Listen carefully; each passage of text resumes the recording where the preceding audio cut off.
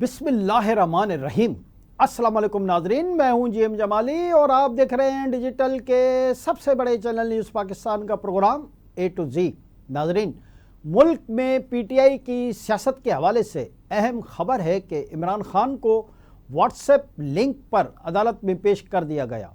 GHQ हमला case सुनने वाली इंसदाद दहशतगर्दी अदालत रावलपिंडी ने वकला की बानी पीटीआई से बात कराई। इस मौके पर वकलाए सफाई ने आवाज़ में खलल और हाई की शक्ल वाज़ह नज़र न आने की शिकायत की और कार्रवाई का बॉयकॉट कर दिया।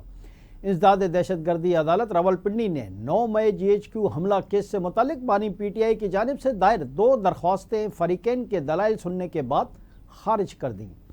9 मई GHQ हमला केस की इंसदाद दहशतगर्दी अदालत में समाअत हुई तो इस मौके पर इमरान खान के वकील फैसल मलिक और सलमान अकरम राजा, जबकि स्पेशल प्रोसिक्यूटर ज़हीर शाह और इकराम अमीन टीम के हमरा अदालत में पेश हुए। वकला सफाई ने कहा कि 19 सितंबर की अदालती कार्रवाई और CCTV कैमरों की फुटेज फराहम की जाए।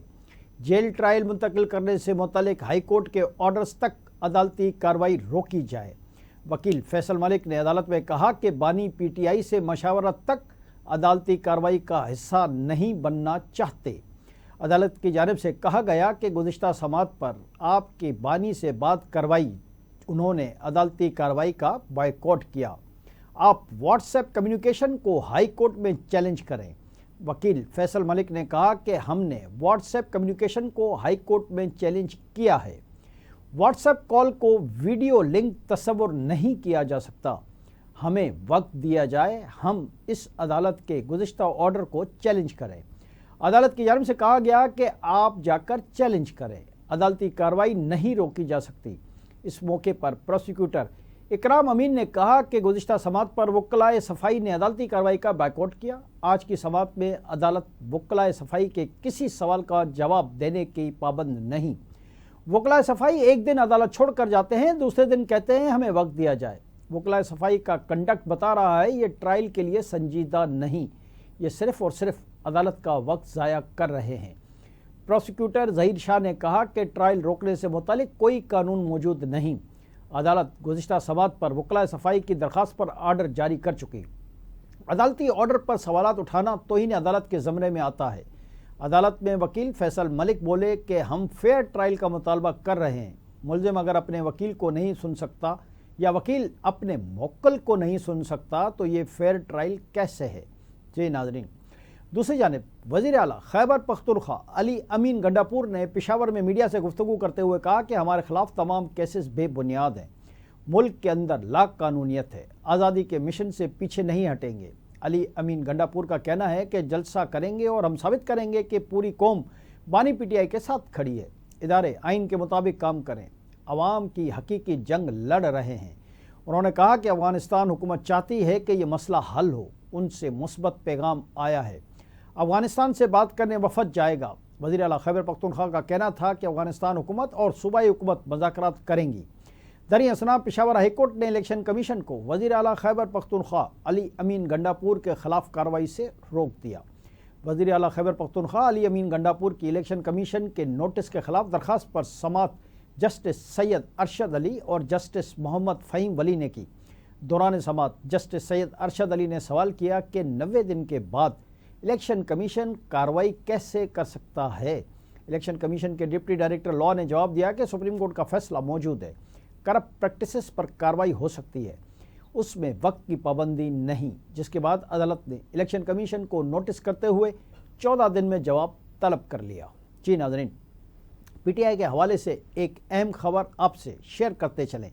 रावलपिंडी की इंसदाद दहशतगर्दी अदालत इमरान खान की बहन अलीमा खान को 26 नवंबर के एहतजाज केस में 29 सितंबर को बतौर मुलज़मा तलब कर लिया है। अलीमा खान के खिलाफ 26 नवंबर के एहतजाज पर 10 मुकदमे की समाअत ATC के जज अमजद अली शाह ने की। प्रोसिक्यूशन ने अलीमा खान के खिलाफ मुकदमे का चालान अदालत में जमा करा दिया। प्रोसिक्यूटर ने अदालत को बताया कि अलीमा खान 26 नवंबर के एहतजाज में मरकज़ी मुलज़मा नामज़द हैं। उन्होंने दफ़ा 144 के नफाज के बावजूद कारकुनान को एहतजाज पर उकसाया। वाज़ेह रहे कि अलीमा खान के खिलाफ थाना सादकाबाद रावलपिंडी में मुकदमा दर्ज है। یہاں ہم علی خان کے حوالے سے ایک دلچسپ تجزیہ بھی آپ کے ساتھ شیئر کرتے چلیں کہ بعض اہم اور مستند تجزیہ کاروں کا خیال ہے کہ کچھ نادیدہ قوتیں علی خان کو پی ٹی آئی کے اہم ترین لیڈر کے طور پر ابھارنے میں مصروف ہیں اور انہیں ایک گہری منصوبہ بندی کے تحت پی ٹی آئی کے کارکنوں میں ایک مقبول اور اسٹیبلشمنٹ کے خلاف سخت گیر موقف رکھنے والی لیڈر کے طور پر پیش کیا جا رہا ہے، جبکہ اصل حقیقت اس کے برعکس ہے۔ بعض تجزیہ کاروں کا یہ بھی خیال ہے کہ علی خان کو عمران خان کے متبادل کے طور پر پیش کیا جا رہا ہے۔ جی ناظرین، ادھر نائب وزیر اعظم اور وزیر خارجہ اسحاق ڈار نے کہا ہے کہ پاکستان فلسطینی ریاست کو فرانس، برطانیہ، کینیڈا، آسٹریلیا اور پرتگال کی جانب سے تسلیم کیے جانے کا خیر مقدم کرتا ہے۔ اپنے بیان میں اسحاق ڈار نے کہا کہ وہ تمام ممالک جنہوں نے فلسطین کو تاحال تسلیم نہیں کیا وہ بین الاقوامی قانون کے تحت ریاست فلسطین کو تسلیم کریں۔ نائب وزیر اعظم نے کہا کہ آج انہوں نے فلسطین کے 2 ریاستی حل سے متعلق اعلیٰ سطح کی کانفرنس میں شرکت کی ہے، جو کہ فرانس اور سعودی عرب کی جانب سے مشترکہ طور پر چیئر کی گئی۔ انہوں نے مزید کہا کہ پاکستان ان چند ممالک میں سے ہے جنہوں نے فلسطینی ریاست کو 1988 میں آزادی کے اعلان کے فوراً بعد تسلیم کیا تھا۔ انہوں نے کہا کہ ریاست کو تسلیم کیا جانا اقوام متحدہ اور سلامتی کونسل کی قراردادوں کے تحت فلسطینی عوام کا قانونی حق ہے۔ ان ممالک کی جانب سے فلسطینی ریاست کو تسلیم کیا جانا خطے میں منصفانہ، جامع اور دیرپا امن کی جانب قدم ہے۔ دریں اقوام متحدہ کے سیکرٹری جنرل انتونیو گوتریس نے فلسطین سے متعلق اقوام متحدہ کی کانفرنس سے خطاب میں کہا کہ فلسطینیوں کے لیے ریاست کا قیام ایک ان کا حق ہے، انعام نہیں۔ سیکرٹری جنرل انتونیو گوتریس نے کہا کہ واحد حل وہی ہے جس میں 2 آزاد ریاستیں ایک دوسرے کو تسلیم کریں، دونوں ریاستیں مکمل طور پر عالمی برادری کا حصہ بنیں۔ انہوں نے کہا کہ ریاست سے انکار ہر جگہ انتہا پسندوں کے لیے ایک تحفہ ہوگا۔ اقوام متحدہ کے سیکرٹری جنرل انتونیو گوتریس کا کہنا تھا کہ مغربی کنارے میں بستیوں کی مسلسل توسیع کا کوئی جواز پیش نہیں کر سکتا۔ انہوں نے کہا کہ مغربی کنارے میں بستیوں کی توسیع کو روکنا ہوگا۔ یو این سیکرٹری جنرل نے کہا کہ اس کے ساتھ ساتھ علاقہ خطرہ اور آبادکاری کے تشدد کی شدت کو روکنا چاہیے۔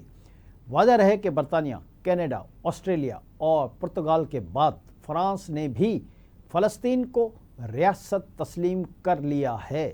جی ناظرین، دوسری جانب فلسطین کے صدر محمود عباس نے کہا ہے کہ حماس کو ہر صورت اپنے ہتھیار فلسطینی اتھارٹی کے سامنے ڈالنا ہوں گے۔